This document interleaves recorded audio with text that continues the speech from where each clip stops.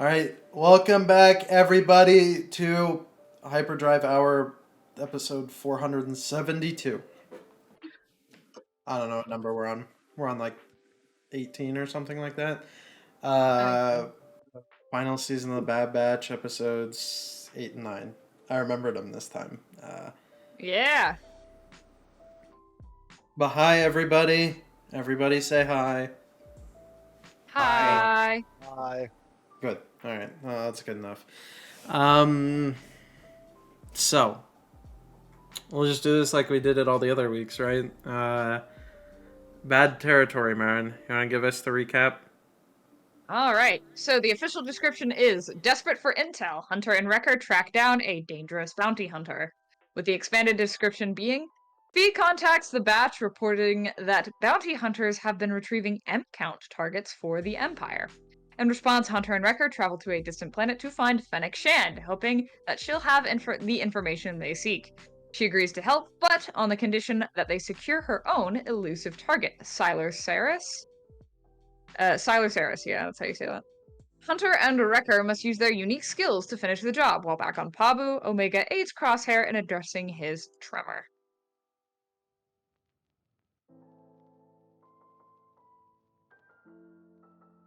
All right. Who wants to talk about it first? Y'all are a lively group, by the way. Yeah, I figured. Yeah, very lively. The liveliest. I'll go first. Go for it. So first things first. Fennec Shand. Always nice Yeah. to see her again. Really like how how a Hunter and Wrecker just kind of fucked with her at the very start, where they just plop themselves down right next to a potentially paying customer, and then eventually he just has to leave all pissed off and dejected. I also really enjoy the person that they were hunting this episode, the mantis creature. The Verpine. Was that a Verpine? Yeah. Check it now. It says Siloceras species. It's What is it? classified as a Yamri subspecies. I don't think it's confirmed as a Verpine. A Yanmi? Yamri. Whatever he is, I love the look of it. I also love the way he moved. Like, it felt like... I don't know, like, most of the Star Wars species, for lack of a better way of phrasing it, they all kind of move more or less like people do, and I accept that that's because live action, they're all played by humans, so they're bound by human rules. Unless they're fully CG, like someone like a Jabba or Sebulba. But I always appreciate a species with a unique gait to them, and this guy had the most unique of movements. He really did feel and look like an insectoid. Also loved the way he talked. The way he talked was pretty neat. But overall, I liked the episode for the most part. It was kind of filler, but I don't mind that too much if it gets us some cool new bug people. But that's just me.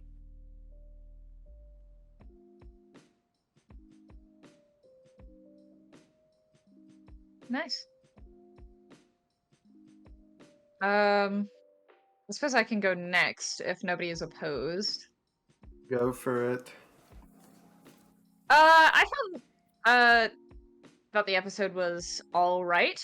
It's always cool to see Hunter doing Hunter things and Wrecker doing Wrecker things. Somebody mentioned that Wrecker has actually had more lines this season than he had the entirety of last season. I haven't fact checked that, but that sounds correct. I do also like Fennec Shand a lot. It's cool to see her again. I wonder if she is going to be the contact for Cad Bane at all, or who might be the contact for Cad Bane, because we know we see him because he is in the trailer. Trying to think about what else. Crosshair and Omega, I actually really love their relationship. And I thought that really shined in this episode. Omega is so kind and gentle with him, and Crosshair is actually open to what she says. She's not exactly like, or he's not exactly like, yo, fuck you, I'm not doing this shit. He's like, I don't Yeah. know about this, but we'll try. Because of that relationship that is there. He very much views her as a little sister, and it's very, very sweet. We get to see AZ again, and we get to see Fee again. I like Fee. I wish we could have gotten more Fee, though. I think we see her more. Overall, this episode was cool. We got more information in terms of, like, hey, people are looking for M count, and, well, since you did this job for me, we'll contact somebody else about that who knows more than I do. And, well, we know who that is now. Yeah, I liked it. It was cool. Got some cute character moments between Omega and Crosshair, and we actually get to see Hunter using his power this episode, which is nice. Sort of. Although I wish I've already said my piece about that, so yeah. That's all I have to say. It's not very coherent. But, you know. I think that they should have just not given him a superpower at this point. The way that like they barely touch on it. They forget it anyways, so. Because that's kind of how Crosshairs is just that he's a really good shot, which doesn't even inherently qualify as a superpower. I think Hunter should have just not had like a special superpower. I think they shot themselves in the foot. That's my minor tangent here about that point. Is as we go on, I just think that after 3 seasons of them barely remembering, should just not given him anything. Yeah. I don't disagree with that. Call me crazy. You're crazy. But I have a hunch that their original plan was to not give Hunter anything, but then they went back and they realized that since everybody else in the batch had some kind of special ability, they needed Hunter to have one too. So they went back and kind of shoehorned his in.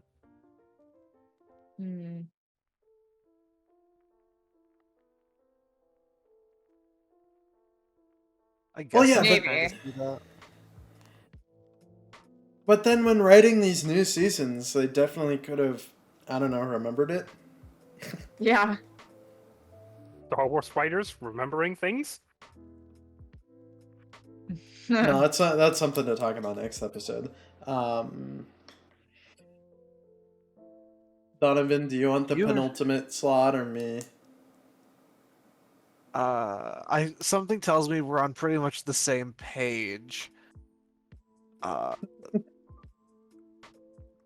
So I don't think it really matters which. I guess I'll talk then. This episode was whatever. Honestly, I think from what I remember last week, the best parts of it were Crosshair and Omega just chilling, and I think with some reflection, I'm kind of just like, yeah, it's whatever. I don't want to go so far as to call it completely filler, but this episode was a case of you can tell that they're kind of stretching, padding for a 15 episode, because I had a brief text conversation with Donovan about this, and it feels like when you play like an RPG, and you pick the good guy option, and it's kind of subsequently forces you to do a little side quest, when the other option was to just beat the shit out of and torture them, and that's the bad guy option. And it's like, you're kind of begrudgingly like, yeah, this is the logical thing, I think it kind of drags the story down a little when you're kind of constantly like going through some pretty good episodes, and then it's we're just back to something random. That was my big thing on it. I didn't hate it because I like Fennec. Yeah. I like seeing her, and she doesn't necessarily feel out of place like some other Star Wars characters sometimes do when they show up in this show. Um, Hmm. but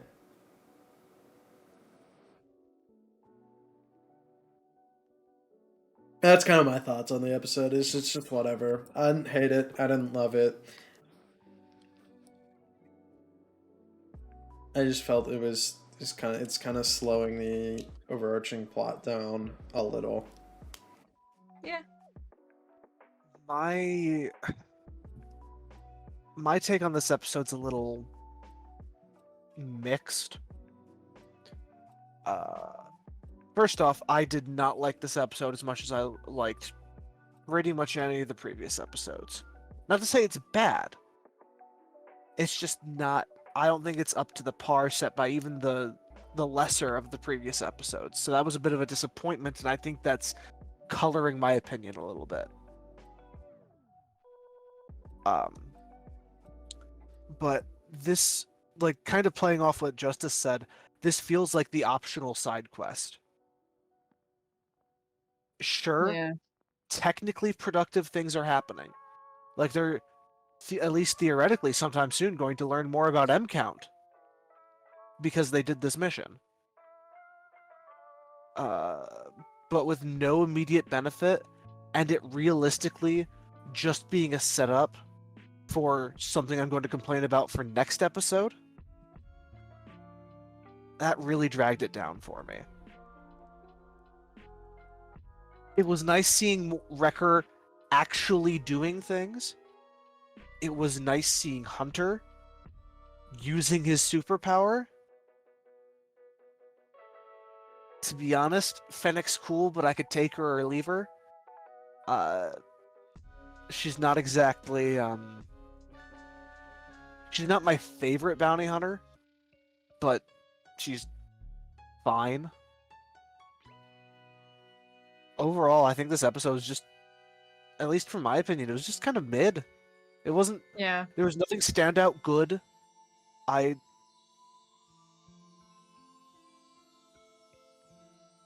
This was the first episode where I checked the timer partway through the episode to see how much of it was left. Mm. And honestly, that's my big takeaway. I can see I that. get that. Yeah. It's great and all, but I shouldn't. With this being the first one, I'm just let down by that. Mm-hmm. Yeah, Yeah, I'm kind that's of in my the take. same boat. Like it was fine. There weren't any glaring issues with it. It was just like it did not feel as good as the other ones, especially with the two-part banger that we had, Infiltration and Extraction, last time. Yeah, I think that's the biggest kicker for me is that you come hot off the heels of kind of like a lot of momentum from previous episodes. It was just dragged to a halt by the issues that I had with the previous seasons, where it's, oh hey, we're back to doing something that progresses the plot in like the worst way possible because it only technically progresses the plot.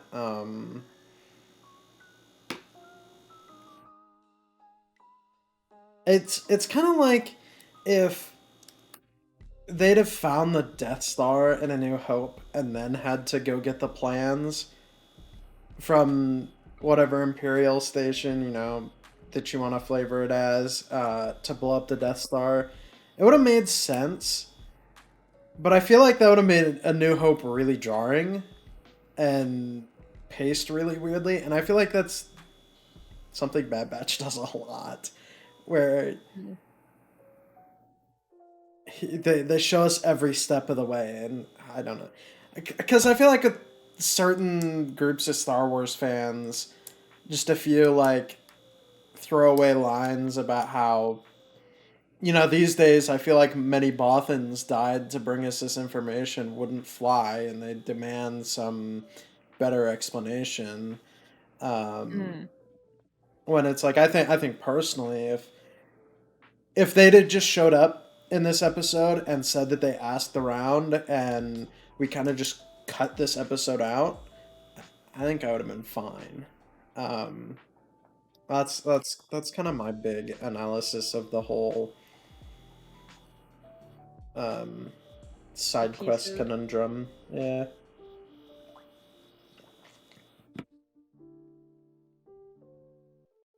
Yeah, I'm not I don't mad. I'm disagree. just disappointed.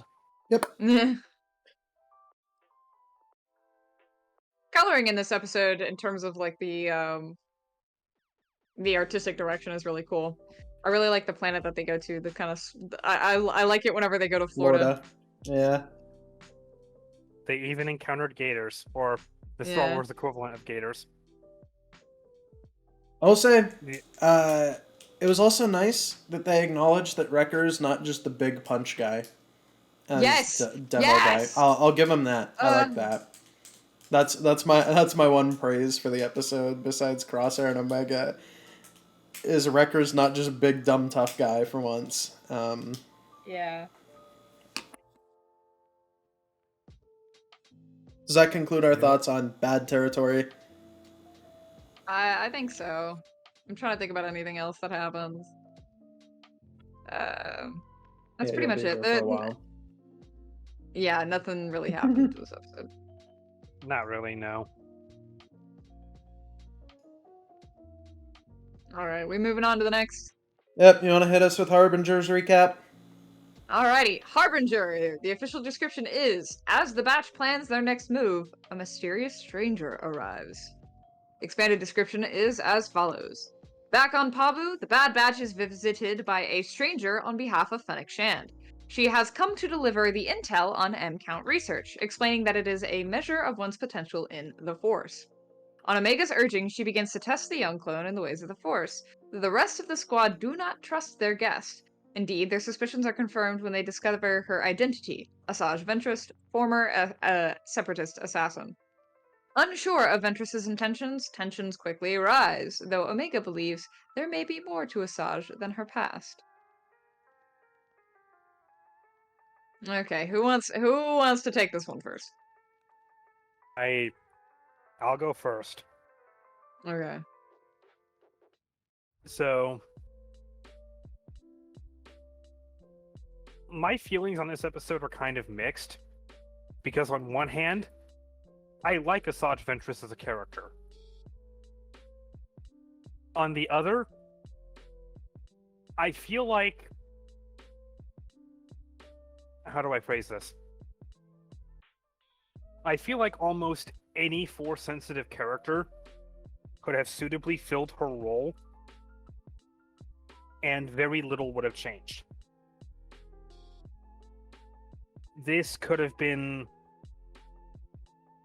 any Jedi the Batch were able to track down somehow. This could have been, like just simply put, this could have been someone else. This didn't feel like it needed to be Ventress for any particular reason other than to have her have some conflict with the Batch, and also, oh, hey, this person's alive, despite the fact that she should be dead. We got some cool scenes out of it, and while I'm normally a sucker for cool scenes, they weren't enough to, in my opinion, justify this. Because I walked away from this episode with a whole lot more questions than answers. And while I don't expect all of my questions to be answered, not nearly enough, at least in my mind, were answered by the events of this episode. I think the only highlight of this episode to me is just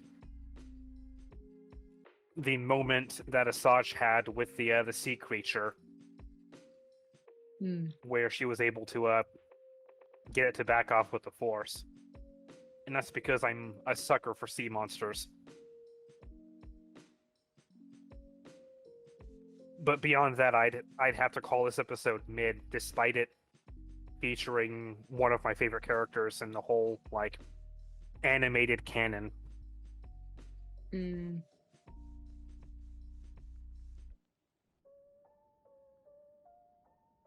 I I get understand. that. Yeah. Who wants to tackle this next?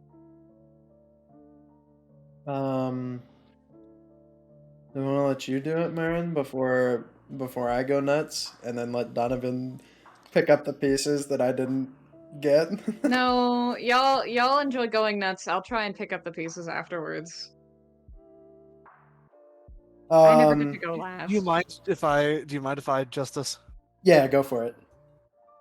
Last episode I was disappointed. Now I'm mad. Oh. This episode exists only as a setup to whatever they're doing with Ventress next. Agreed. They did the same thing with as Justice pointed out to me. They're doing the same thing with Ventress in this episode as they did with Ahsoka and Mando season 2.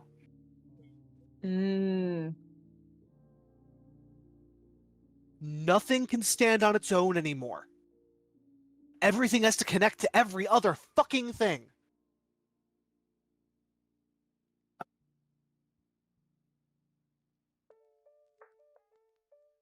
I like Ventress as a character. I almost feel by bringing her back, you kind of ruined her arc.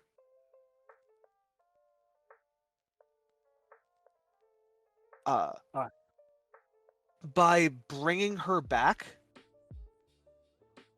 unless there's I don't see a viable explanation for how multiple people felt her death in the Force, and yet she's still here, combined with that cheeky little quip at the end of the episode, completely pissed me off. If they'd done as Sonata suggested, just had this one different character, like any other character. Hell, invent a new Jedi just for this one interaction. They can even have the Jedi be disillusioned and antagonistic to even get that same amount of fight scenes. And it'd be fine. It'd be better. Because it doesn't come with the baggage of Asajj Ventress should be dead, and oh, we're trying to set up for another project that uses Ventress.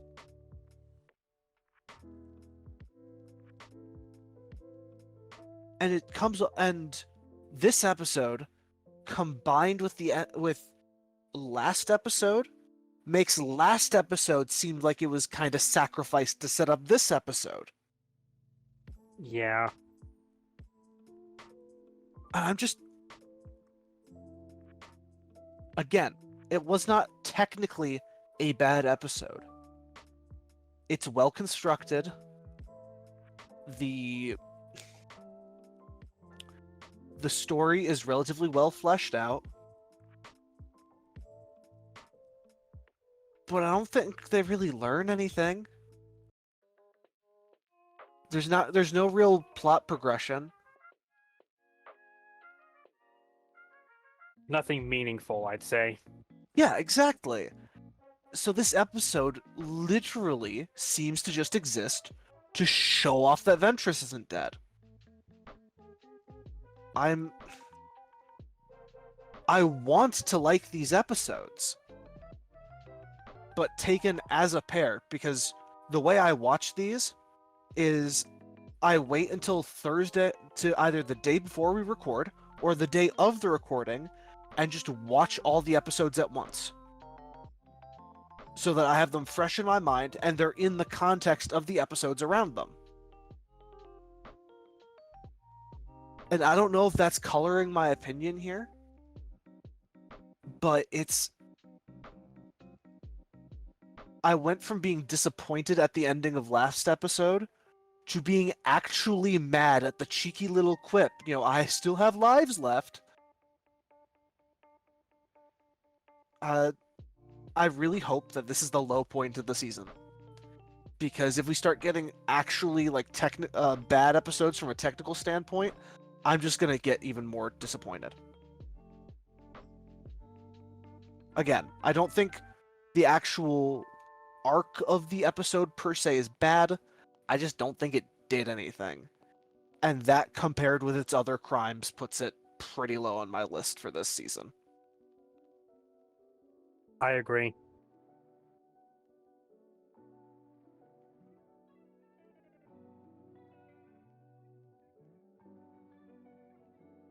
I hope I still left you things to talk about, Justice. No, the episode itself, I didn't hate. I enjoyed the interactions.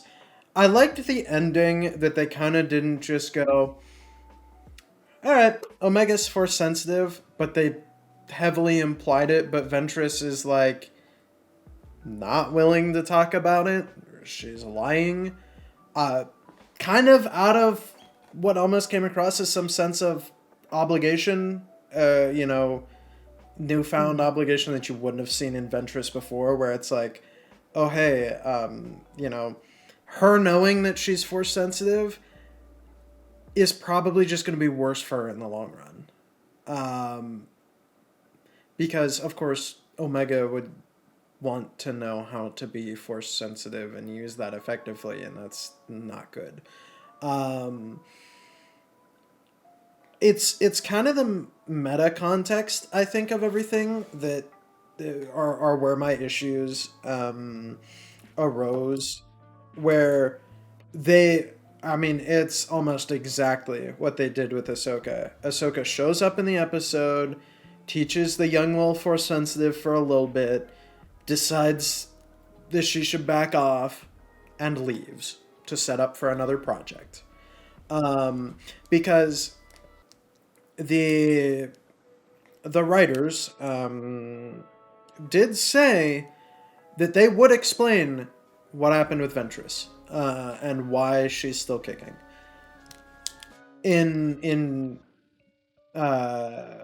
I forget their specific wording, but it was something about, like, in future projects, and people at the time kind of just assumed that meant Bad Batch. Unless she comes back later in the season, which I have a talking point for that. Yeah, maybe she will, maybe she won't. As of right now, she seems pretty definitively gone. Again, it seems to be exactly what they did with Ahsoka, where Ahsoka just didn't come back to the Mandalorian. And so, yeah, because I'm Omega and Ventress spin-off show inbound. What's a spin-off show of a spin-off show at that point? Spin-offception. If Spin-off squared. Clone Wars is a spin-off show of Star Wars, and Bad Batch is a spin-off show of the Clone Wars, and Spin-off cubed, then. We've got a power to a power to a power. Yeah. The Ventress is the spin-off of a spin-off of a spin-off of a spin-off? I've already lost track. It was just it was nice to see Ventress again. It's always nice to see these characters kind of in new lights and brought to the screen. But at the same time, there are just so many things in which I'm scratching my head. Like, I think you could have condensed these 2 episodes down into 1 episode. They asked around. They found out the M count thing is, like, they don't know the specifics, but, a Jedi would probably know. So they call up fucking Gunji. And they're like, hey, I know you're, like, 4 years old, but I'm sure you know what M count might mean, right? And little Gunji on Kashyyyk knows. And that's far more topical and relevant to the Bad Batch, and we aren't thinking like And Dave to Filoni Omega here. specifically. I'm sorry, I just want to say we Sorry. aren't thinking enough like Dave Filoni here, where obviously Gunji has to lead them to Ventress so that she can give them the answers. Oh shit, Yeah, you're right. because they're old buddies. Dude, Yeah, at this point, why didn't you just use Ahsoka? God damn it. I mean, that's what I was thinking. Like, we've already established that the book they wrote for her in canon ain't fucking canon anymore, so... Yeah, I think they should have just, because I imagine Rex knows that they're, yeah, Rex does know. They talked about it a few episodes prior. You think they've got to be in touch, right? Right? I don't know, dude. I also would have bitched if Ahsoka would have shown up though, so I Yeah. don't know. I think I just think that it's weird to have any of these characters with kind of such overarching power, that being the Force, to kind of just show up and then fade out of the story in 20 minutes again.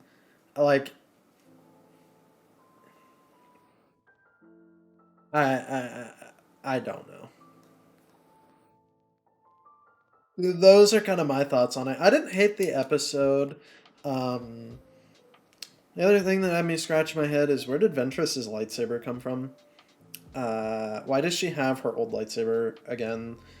Because last we saw them, she wasn't even in possession of them. Because in Dark Disciple, she uses a different lightsaber that also actually gets, that the model for got integrated into Darth Maul's hilt in the Siege of Mandalore arc. Random trivia. But Barriss was the last one with Ventress's lightsabers. Did the Jedi give them back to Ventress? No, I remember for after she got rid of those sabers, the explanation was that she found them on the black market. What? Okay. Yeah. Okay. Excuse him, what? Okay, whatever. Yeah. At least there's an explanation for it. There's an explanation. I don't know if I like it, but it's an explanation. Well, it's better than anything else we've fucking gotten, so... You're not wrong, and that makes me angry. I just thought it was weird that they had this other lightsaber design whipped up for her for the Dark Disciple arc, and they instead opted to go back to her curved hilts and or her curved hilt, I guess. Where's the other one? I don't know. I don't know. Grogu ate it. Ah, Grogu did eat it.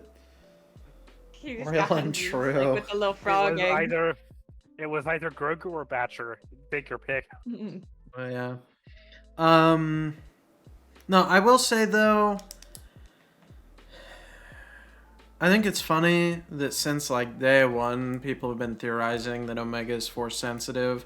I will say they've slow burned that reveal, and I'm still not sure what they're actually going to do with the fact that like it's pretty much confirmed now. Yeah. I'm not sure if they'll do anything with that, because Ventress is kind of, I don't want anything to do with that shit currently. Fuck this shit, I'm out. Yeah. But I thought it was funny that Ventress brought up the affinity to nature thing, and we've been seeing Omega run around with a fucking dog all season. That's no accident. As much as I shit on Dave Filoni, at least he's got a little bit of foresight. But I think that's all I have to say about this episode is, yeah, I didn't hate the episode. I just kind of... the MCU and the effects on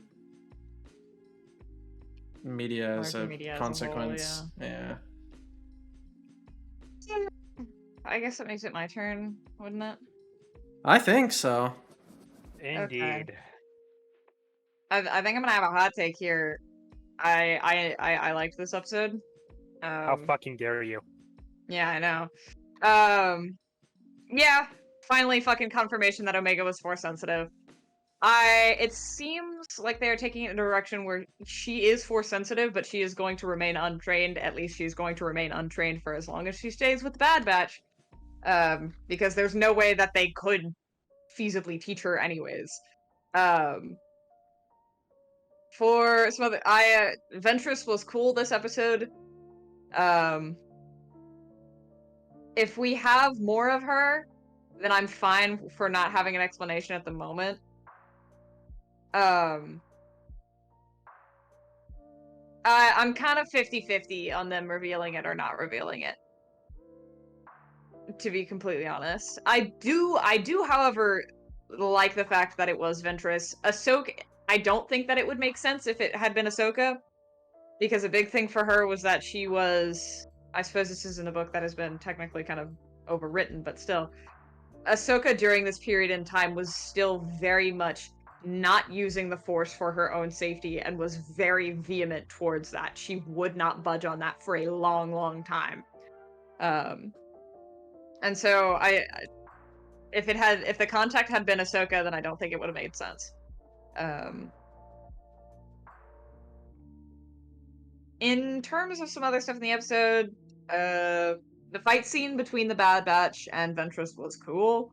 I liked it. I felt like it was moving a little bit too fast, if that makes sense, in terms of animation. That could also just be me. I just rewatched it, and the movement seemed really, really quick and hard to follow. But I'd have to check and see if that was mocapped or not, because I don't think they had the budget for mocap for that, especially for the 9th episode of a 15-episode long season or whatever. What else? Yeah, I didn't think it was bad. I'm not mad at it either. I'm just trying to like go through all of the plot points. I do like how, in terms of what we've seen of Ventress, I like how gentle she was with Omega. She wasn't outwardly like insulting her or anything, and she was actually genuinely, I feel like, trying to figure out, like, because Ventress doesn't, she's not indifferent about Omega. It's not that she doesn't care if she lives or dies. She wants Omega to live, which is why she lied to her. And which is why she was like telling the Batch, like, yo, don't fuck with this. You don't want to touch this with a 30-foot pole. Okay. I like that. I like that a lot, and you can see that a lot in Ventress's actions. It is interesting to see that happen, like, on screen, whereas the only examples we had of that with her, period, really, was in Dark Disciple. Yeah. Well, we get bits and pieces of it in the Bounty Hunter episode that she has with Boba. Yeah, we get a little bit of that. Because she lets the princess go back to the... I can't remember what the Kage. Yep. So, like, you see a bit of her empathy and her kindness there. Still kind of that, like... I love Ventress's character now because she's like, shit, I hate the fact that I have morals now. She's, like, mad at the fact that she now has a moral compass. That's really cute. But I wish I could go back. I wish I could go back to the days of being Dooku's pawn, where I didn't care anymore. The only real gripe that I have with this episode is the color grading.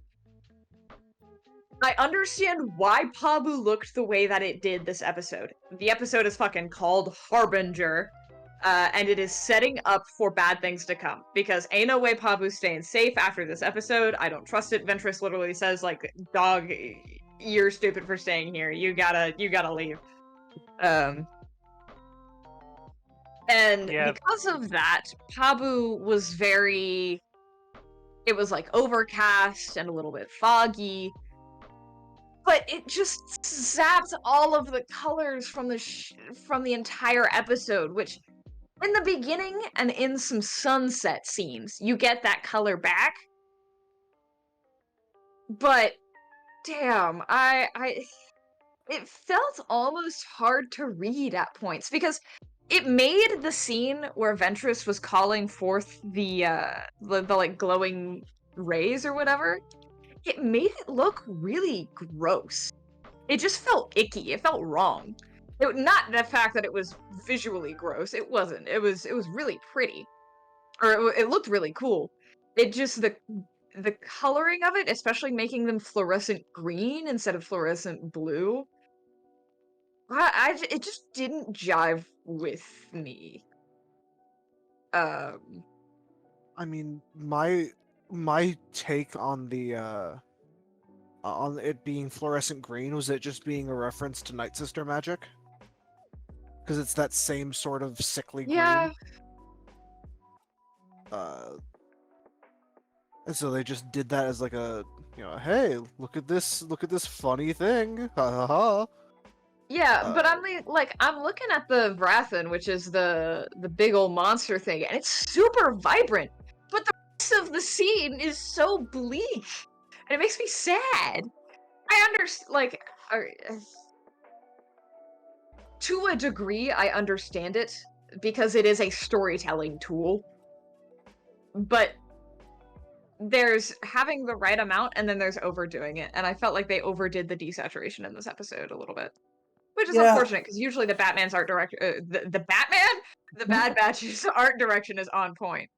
I mean, the Batman's art direction was on point. Yeah. That it was. I did notice it right when the episode started. I was like, ah, shit, everything looks really off in this. That's exactly what it was. But otherwise, I don't know. Like I get it. I will say I think it was a little too off, but that's art majors talking. Yeah. Ew. That's why I noticed it. Yeah. The two of you might as well be speaking Russian as far as I'm concerned. Yeah. In terms of Ventress being alive and being the character that showed up within this episode, like I said, I'm fine with it. Because clearly we're seeing her again later. Whether it's in this show or something else, we are clearly seeing her again later. Whatever. I mean, I could have taken it or left it. I had something I was gonna say and I completely forgot it. Oh my god. What's the door? Yeah. Yeah, I mean, so there's a couple of theories that have been posed in light of this episode. One of them being that this is a way to introduce Ahsoka, which if they introduce Ahsoka, I will actually be pissed. She doesn't need to touch the show with a 30-foot pole. But another theory is that we have gotten confirmation that the end of the season is going to be bittersweet. And that bittersweetness might come from the Bad Batch dying and Omega having to go with Ventress, or Omega having to split with the Bad Batch to go with Ventress to be able to learn to use the Force. Those have been... That's where I'm at. Is one of those two options is probably what's going to happen. I'm in agreement. I hate that means that they're setting up another project and not just... I wish that I could kind of just watch a show and that show would be its own story and not necessarily lead anywhere. Because, I mean... the Clone Wars kind of did it with the Bad Batch, but Clone Wars has this weird exception where like it ended twice. And so I kind of know I recognize its first ending is more of an ending than season 7, because season 7's ending kind of just holds no weight to me.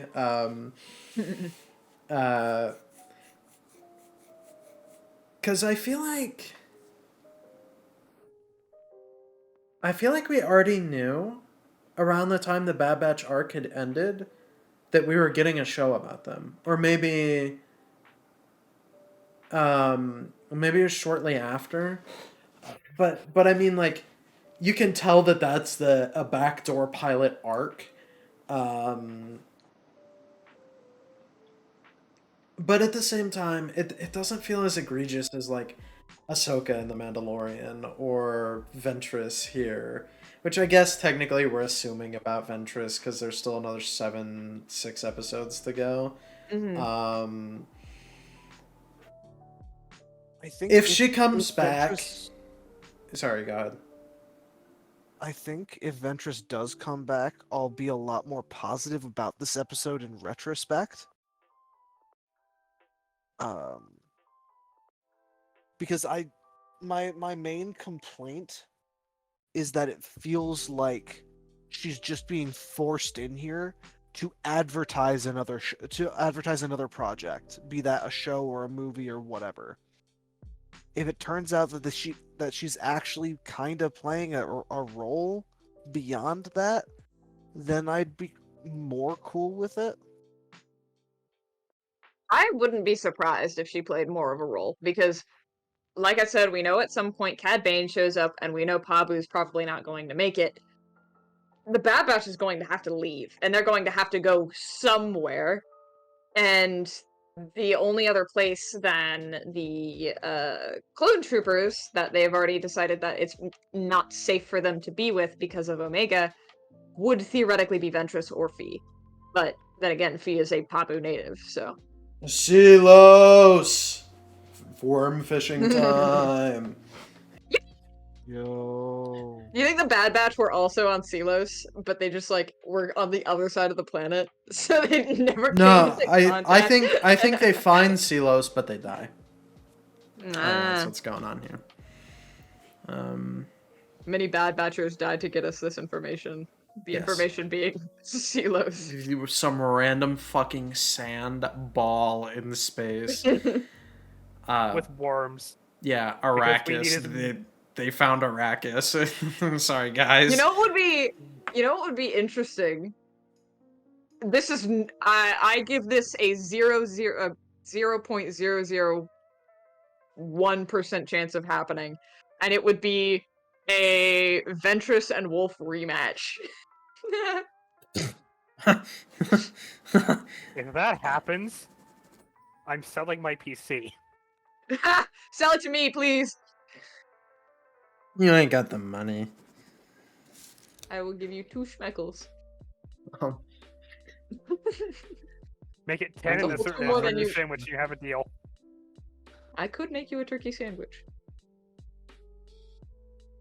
I don't know about the other 8 schmeckles.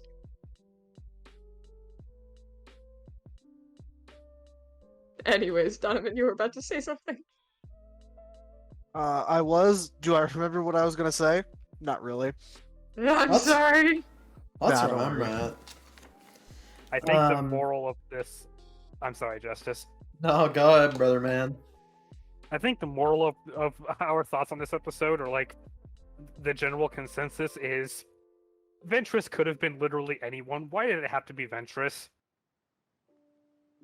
I will say they're in an awkward position currently where I think it would have looked dumb if they introduced the new Jedi personally, or Yeah. new Force sensitive.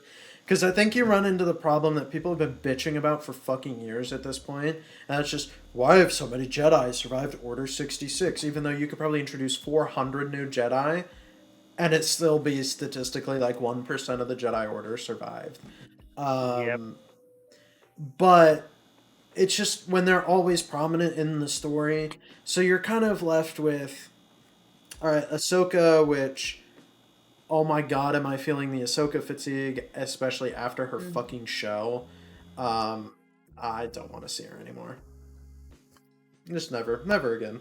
Cal Kestis is out because it's too early. Yeah, he's Theoretically, he's, it could have been Quinlan Voss, but then again, I feel like that's not really Yeah. Quinlan's vibe. I mean,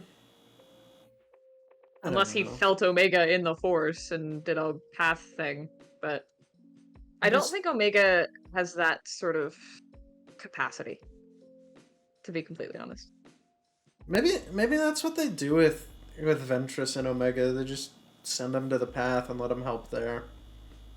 Yeah. I would Honestly- be fine if the final episode ended like that and kind of just concluded their story there. And it's like Yeah, and I'd be fine with that. That'd be it's cool. like you don't need another project to establish that at the end of the day they're helping Force sensitives live and survive. It would leave the door open for something. I just I feel like at this point Ventress should be running around with her boyfriend. Yeah. and- She faked her death to get away from him. That was it. She faked her death in the Jesus. Force to get away from Quinlan Voss. Yeah, she had to cut off her other boyfriend Obi-Wan as well. Made sure that Yeah. he knew that she was dead. No, I don't know. I feel like that'd be the way for me to be, because it's kind of like give him like an ending almost like what we did in season 2 of The Mandalorian with Grogu and Luke, where you just hand off the baby and it's like, all right, that seems like a fitting ending for that story. Ignoring the fact that that wasn't the ending for that story, we don't talk about that in the context of this, because technically season 2 of The Mandalorian was a very logical ending for the duo that was Mando and Grogu. I think if you give them an ending like that, where it's just, all right, we've handed off Omega to this new group, we can very clearly see what the future of her life's going to be. If we never make another project, like, we'll still know what she's up to, more or less. Because, they could have just left Grogu with Luke. And then you kind of just raise the question of, all right, in 30 years, did he in fact get cut down by Kylo Ren or not? Mm-hmm. And that's the only question you have, as opposed to, all right, well, we've Looks like it's greenlit gonna 3 happen Omega and Ventress shows now. We've got all this story to. I think my biggest issue with this all too is we're just starting to slowly approach an era that is so overworked in Star Wars, and that's just the general Imperial era. This very post Clone Wars stuff has been nice, but we've spent we're like 2 years away from it at this point. Like, It's been a fun. There are also like a bunch of High Republic stuff being worked on, like outside of Acolyte, because I think there's been mention of an animated series before featuring the High Republic as a setting. So it seems that our options right now are either Imperial era or the High Republic era, which is an interesting choice. yeah, but one of them doesn't have 3 movies, 2 TV shows. 4 movies, technically, because the 08 Clone Wars. No, man, the 08 Clone Wars is not Imperial era. Oh, sorry. Fuck. My bad. I don't know. My brain short circuit. Sorry, make that 3 TV shows? It still is 5 movies. Rogue One and Oh, Solo yeah. count. Yeah. Yeah. 5 movie. You see what I mean? It's kind of overworked, and that's not even talking about the hundreds of books and comics and everything. Let the Imperial era alone for a little bit. And it's like, I think the most interesting time currently to explore is the era in the Bad Batch, if you're going to do Imperial era. Seeing Agreed. the transitionary period is nice. However, again, you can only spend so much time before you kind of hit like the comic book Batman conundrum where you're like, all right, Batman has been 25 for 30 years. How is this working out? There's no way Batman can have all of those Robins grow up into adults and still be under the age of 75. But he did. Well, you I know, guess Batman's a Time Lord. Yeah, I guess Jason Todd plays with that a little, but He's rich. That means he gets to be immortal. there is also That's how that works. generally a Lazarus pit in Gotham City, so Yeah. sometimes it's even in the Batcave. But no, yeah, you can only stay in the transitionary period for so long before you're kind of out of it, and it's like, all right, let's see something else. I'd rather see the High Republic. There's only so much you can do in that era, I think, and it's why, at the very least, the Acolyte takes probably the most interesting angle that you could take, and that is explaining the Sith during that time and what they're doing, because otherwise, in a franchise called Star Wars, a time of peace and prosperity is kind of boring. Yeah. There's not a lot of wars to star. Yeah. Yeah. But it's like that's why I'm kind of just like, oh yeah, you know, what if we do a project with Omega and Ventress? Yay! It's just set in an era that's so overworked. Whoa! Time to shoehorn 37 gazillion canon characters into it. Yeah. I can't wait to see Lando again for like the 80th fucking time.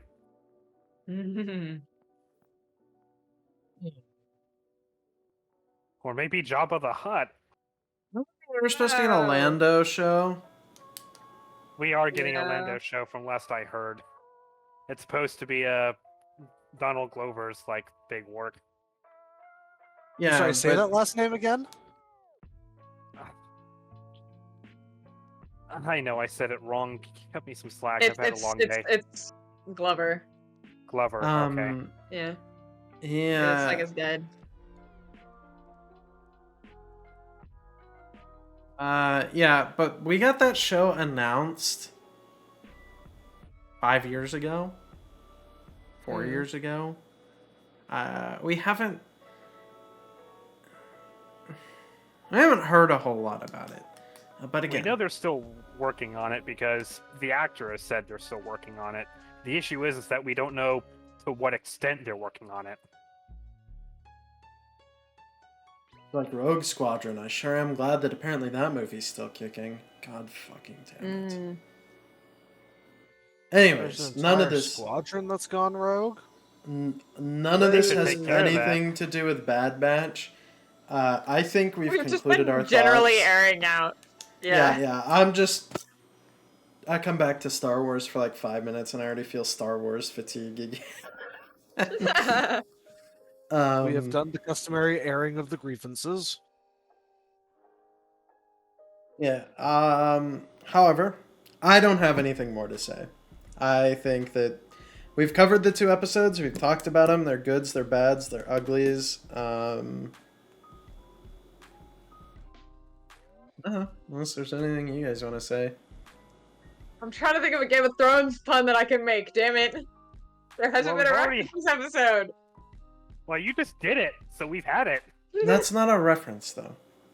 That's a mention of the name. I can't think of one.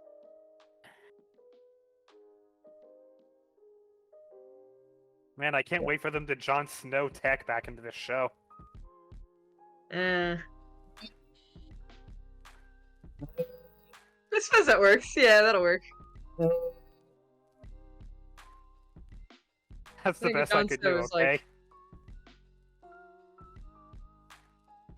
I don't know. Yes. I'm not sold on that one, but E for effort.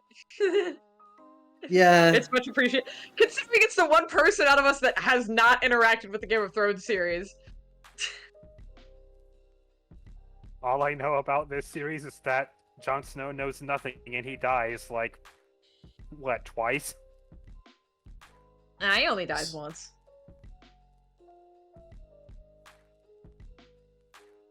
He only dies once. And gets rezzed. A hot red lady. Yeah.